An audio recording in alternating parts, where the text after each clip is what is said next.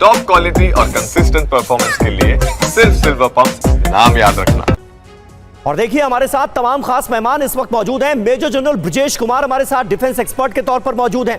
Air vice marshal OP Tiwari ji हमारे साथ मौजूद हैं। पूर्व राजदूत महेश सचदेव जी हमारे साथ मौजूद हैं। और जर्मनी से चीन मामलों के जानकार प्रसून शर्मा जी भी लाइव हमारे साथ जुड़ चुके हैं। सबसे पहले प्रसून जी मैं आपसे ही जानना चाहूंगा, अभी अभी ताजा जख्म ही कह लीजिए, पहलगाम हमला होता है और उसके बाद ऑपरेशन सिंदूर के जरिए जो सबक सिखाने की कोशिश की गई पाकिस्तान को, पूरी तरह से आतंक परस्त मुल्क के साथ खड़ा नजर आया चीन। ऐसे में आज जब संबंध बहाली की बात हो रही है, रिश्ते बेहतर करने की बात चीन की तरफ से हो रही है, तो कैसे भरोसा किया जाए?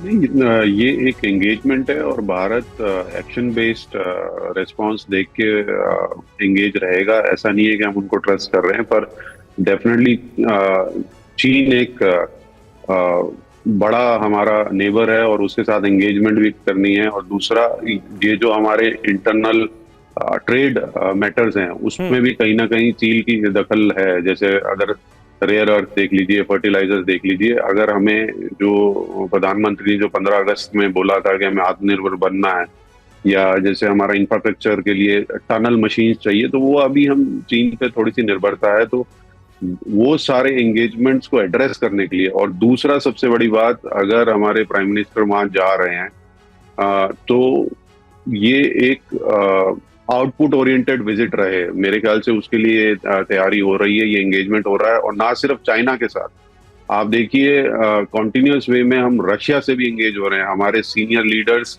टू एंड फ्रो रशिया के साथ एंगेज हो रहे हैं। तो ये सारा परिदृश्य ये दिखाता है कि वहां पे ट्राइलेटरल या एससीओ में ये तीनों बड़े लीडर्स पुतिन, शी जिनपिंग और पीएम मोदी, ये कुछ सब्सटैंशियल एंगेजमेंट करना चाह रहे हैं, जो आज की परिस्थितियां उसमें भी।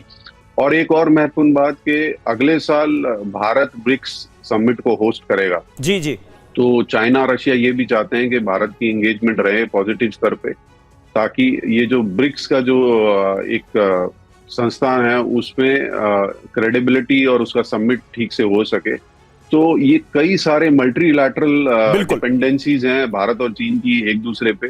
बिल्कुल। तो और एंगेजमेंट बनता है, पर हाँ कॉशियस रहेगा भारत। आई थिंक हमारे लीडरशिप ऑलरेडी कॉशियस हैं और इसीलिए इतना टाइम लिया और इतना एंगेजमेंट हो रहा है बिफोर आवर सीनियर लीडर्स और top most leaders visit China.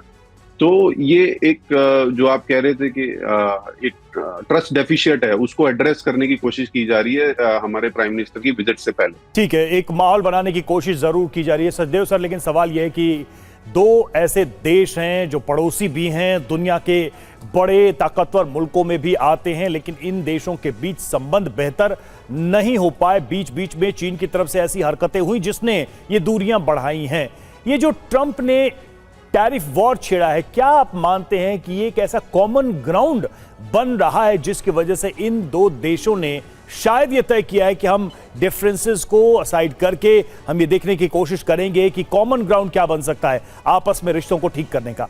कितना इंपैक्ट देते हैं ट्रंप की तरफ से जो कुछ भी किया गया उसका, क्योंकि भारत और चीन दोनों टारगेट पर रहे ट्रंप के? आपने सही कहा। ट्रंप साहब को इस बारे में योगदान देने के लिए भारत और चीन को धन्यवाद करना चाहिए, क्योंकि अगर वो टैरिफ न लगाए होते भारत पर, और ये विश्वास जो पहले से भारत के में था कि अमेरिका उसके साथ है, वो टूटा गया है। और इसके वजह से भारत को अपने जो भी राजनीतिक या कूटनीतिक प्रकरण हैं उनका दोबारा से उनको फेरबदल करना पड़ा है। तो उसमें ये चीन के प्रति जो नई इनिशिएटिव है उसको देखा जाना चाहिए। लेकिन दूसरी तरफ मैं यही कहना चाहूँगा कि अगर चीन की विदेश नीति का भारत के प्रति उसका विश्लेषण किया जाए तो दो चीज़ें सामने आती हैं। एक तो ये कि चीन किसी भी कीमत पर भारत को अपना प्रतिद्वंदी बनने देना नहीं चाहता, वो तो साफ है। वो हर तरह की ऐसी अड़चनें लगाएगा जिससे कि भारत की जो समृद्धि है या उसकी रक्षा क्षमता जो है उसको सीमित रखा जा सके। दूसरी ओर चीन भारत के जो भारत में अवसर आ रहे हैं व्यापार के, उनका दोहन करना चाहता है। जी। तो 100 बिलियन के आसपास चीन का ट्रेड सरप्लस है भारत के साथ, उसको वो जारी रखना देना चाहता है। और मेरे ख्याल से बिल्कुल ठीक बात है सचदेव सर, बिल्कुल आपने सही कहा। लेकिन सवाल यहां पर ये बार बार हर किसी को परेशान कर रहा है कि क्या चीन की ये नई दोस्ती सिर्फ दिखावा भर है? ऑपरेशन सिंदूर के दौरान चीन ने जो किया उसे भुलाया नहीं जा सकता। चीन ने पाकिस्तान की जमकर मदद की। सुनिए चीन को लेकर उप सेना प्रमुख lieutenant general Rahul R Singh ने क्या कहा था। So few lessons that I thought I must flag as far as Operation Sindoor is concerned. Firstly, one border, two adversaries. So we saw Pakistan one side, but adversaries were two, and if I would say actually four or three actually. So Pakistan was the front face. We had China providing all possible support, and it's no surprise because if you were to look at statistics, in the last 5 years, 81% of the military hardware that Pakistan is getting is all Chinese, 81% of that. So it's no surprise.